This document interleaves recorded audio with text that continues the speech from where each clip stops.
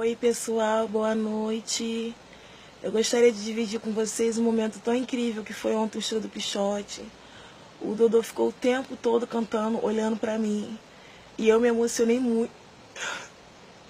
Só em falar eu já começo a chorar.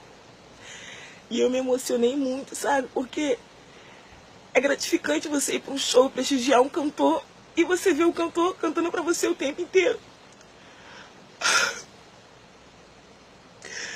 E tipo assim, eu cantei todas as músicas e todo momento ele ficava olhando pra mim e fazendo gesto. E teve uma hora que ele falou assim, pediu pra me chamarem, que eu estava no camarote, que eu não sou fraca, voltando. Pediu pra me chamar, né, pra me subir no palco. E eu não pude aceitar por causa do meu namorado que estava lá.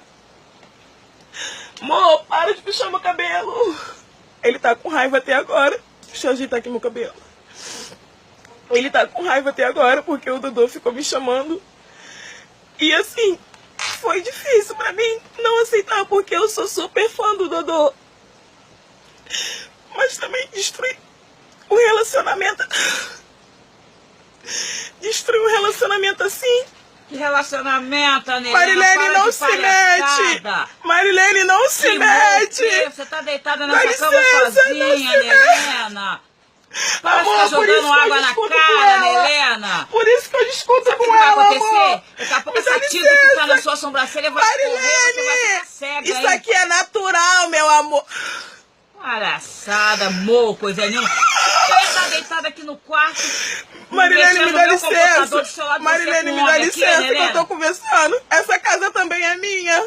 Mas quem mora aqui, essa quem casa manda também é minha. Pai, entendeu? Amor, por isso que eu discuto com ela. Mostra esse amor então aí, o povo Você vê. sabe que a foto dele não pode aparecer. É um amor imaginário, isso sim, Você